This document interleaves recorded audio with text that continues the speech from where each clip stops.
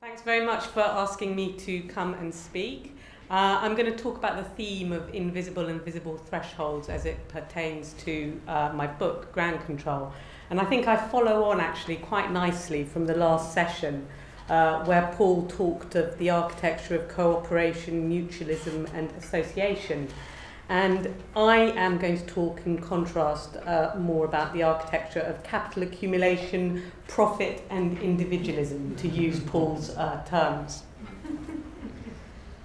So I'll just rattle through very quickly the themes that I try to cover very ambitiously in Ground Control. I talk of post-industrial change and the new economy that gave rise to. The issue of polarization and the so-called two-speed economy in cities. I talk a lot of this idea of regeneration that we've heard so much about over the last 10 to 15 years. What exactly is regeneration? It's a new term that we didn't used to hear about before, I'd say, the possibly late 80s, early 90s. I think it's a particular type of development which actually has captured the post-industrial moment. We heard Jan Gehl earlier talk about how he graduated in 1960 and there was this huge wave of construction at that time. It was the modernist moment. What I'm going to be talking about is the postmodernist moment. I'm going to be looking at issues of identity in places, homogenization. Why has everywhere come to look the same? Why have so many places got this sterile feel to them? I'm going to talk about issues of exclusion and inclusion, and I try to draw all of that together to say how we've come to have this culture of fear and so-called crime complex in contemporary society. And my argument is that that is actually created by the lack of trust and cohesion that our built environment is partly responsible for. And then I draw that into a broader discussion of the economics of happiness and well-being. And of course, in 10 to 15 minutes, I'm not going to have time to do all that, but I try to do that in the book. This is my first slide, and I wanted to start with this because it's actually the opening, it's the introductory section of Ground Control, looks specifically at Docklands. And I felt that Docklands was a pioneering exemplar for the sort of architecture of extreme capitalism that I go on to describe in Ground Control.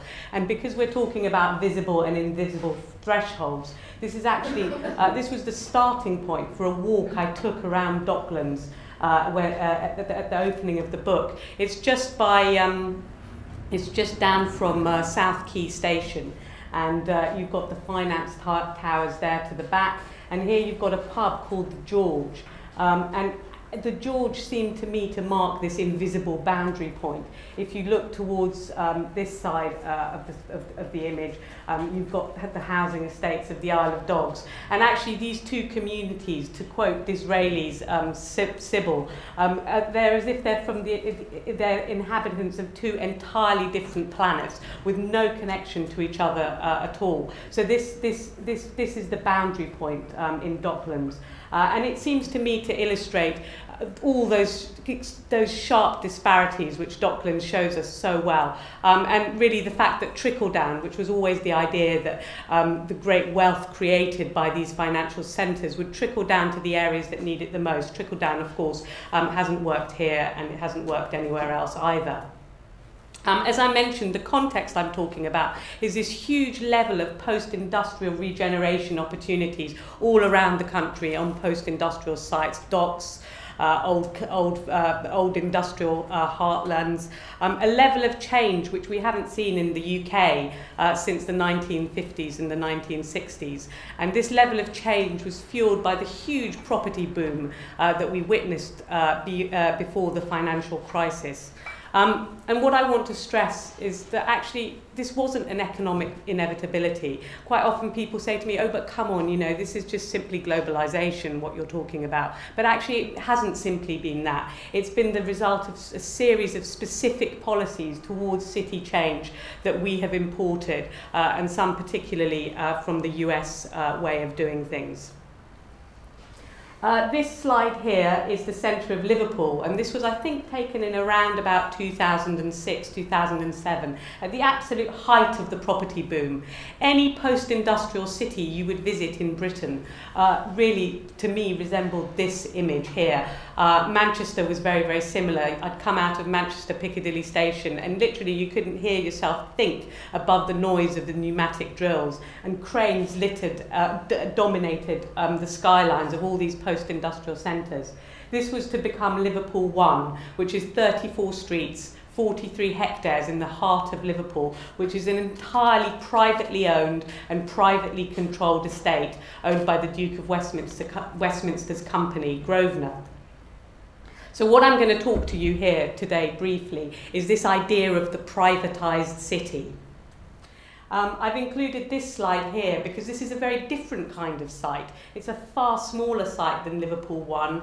It's just behind Victoria Station. For any of you who know it, it's called Cardinal Place. But what I'm trying to say here is whether it's large sites or small infield, brownfield sites, this model of private ownership and private control of space became the template for all new regeneration everywhere around the UK. And when I give these presentations, I say to people, please, if you can think of any other model, do tell me. But really, nobody ever has. And this became the single way of doing things. What I talk about when I talk about the privatised city is two models which overlap. The privately owned places on a Canary Wharf, Broadgate Centre type of model, like Liverpool 1, Cabot Circus in Bristol, High Cross in Leicester. I'm sure you all know the sorts of places I'm talking about, and the smaller sites like Cardinal Place. These overlap seamlessly, it seems to me, with the introduction of business improvement districts, which is an American policy import, where business improvement district companies are funded by local businesses to manage, I prefer to use the word control, to control their area, and they emphasise very high levels of security and high levels of sanitation, this clean and safe model for policing spaces. And it's a very different idea of the city, and one which looks at place primarily as a product, and it's a less democratic idea of the city, which segregates places into enclaves.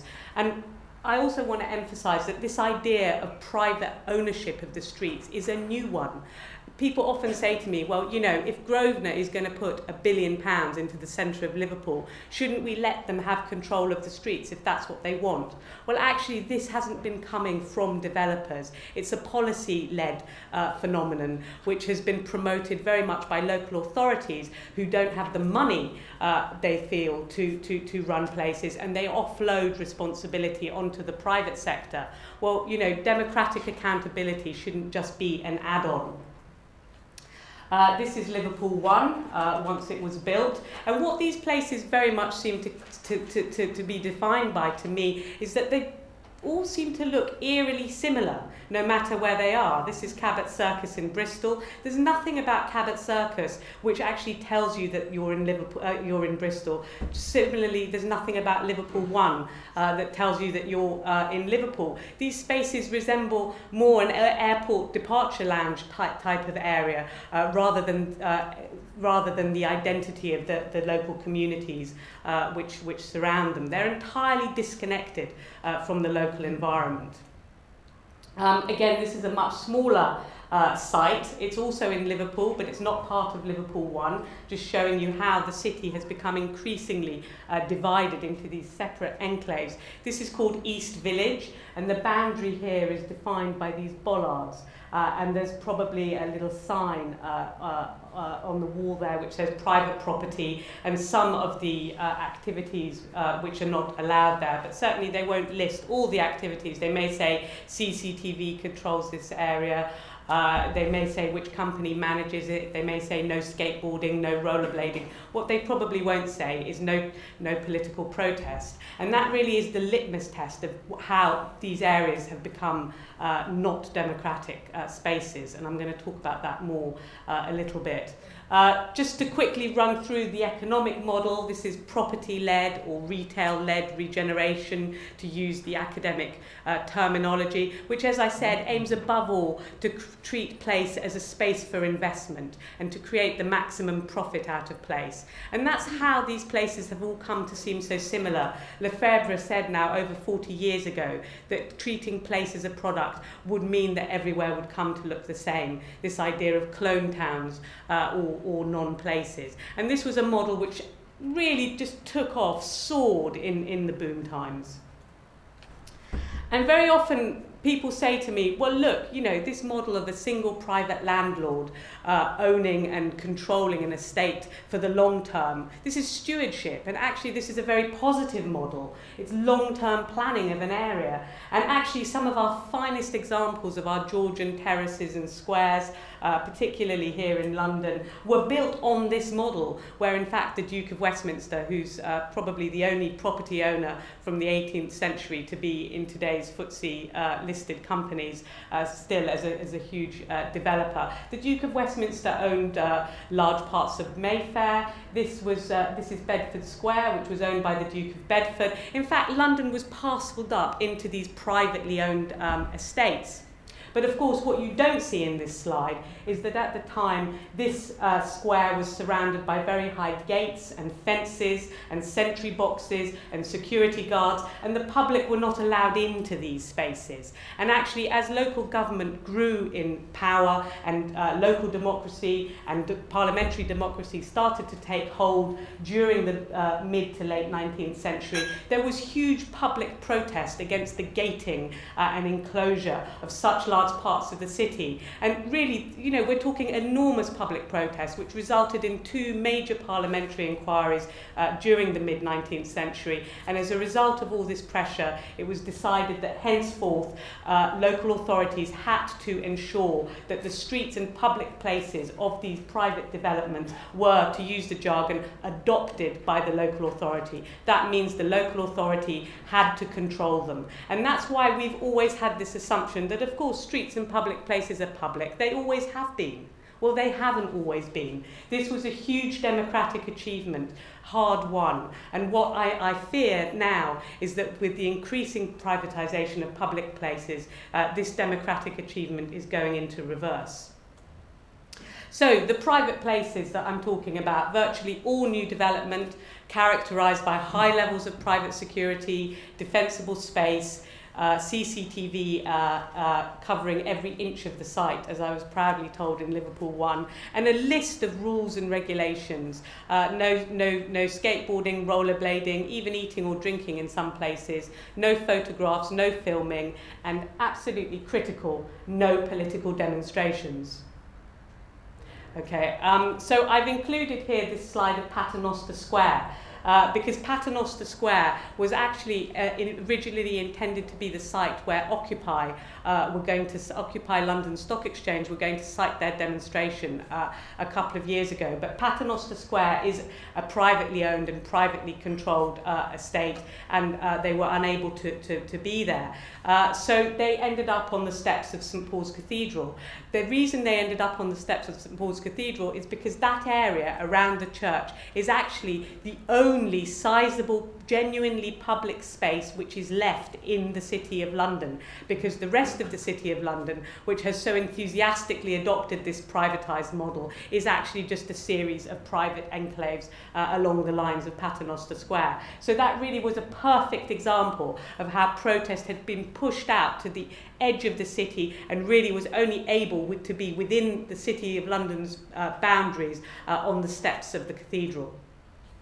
The consequence of all of this, I'm going to have to rattle through this very, very quickly, but this segregation of places in the city, this new way of looking at the city, is not to create cohesive, inclusive places, but these enclaves of defended private complexes. And it's my argument that this growing obsession with safety and security that comes with these places actually creates more fearful places, because all of these external controls, the security guards, the CCTV, all of that actually removes our personal and collective responsibility for places, that unconscious interaction with strangers, between strangers, the eye contact which was mentioned earlier by somebody, by the lady from Denmark.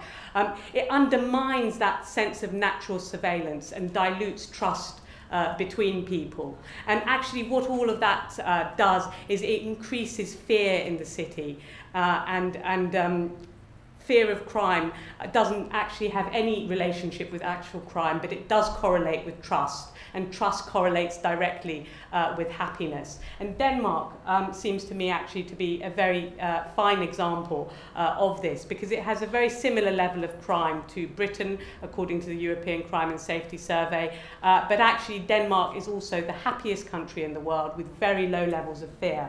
And in Denmark, this security culture is also total anathema. So these things are linked. Do I have to stop here? Okay. I will stop. You didn't get my last two slides about where we go next, but I better leave it. Okay, super fast. Where do we go next? Well, this slide, to contrast with the construction sites we saw earlier, this is the centre of Bradford, and this was earmarked for a huge private development which was going to be built by Westfield, another of these open-air malls without walls. But with the financial crisis, the model that I've been describing, outside of London, this model has basically come to a halt. The rug has been pulled out from under it. In London, there is still development going on, financed by the top end of the global financial complex, if you like, and some of these developments are still going up. But outside of London, it's completely come to a halt. And I think this does create an opportunity for looking at new ways of doing things. As yet, it's an opportunity which hasn't been embraced, but we've created a space and we can start to have a discussion.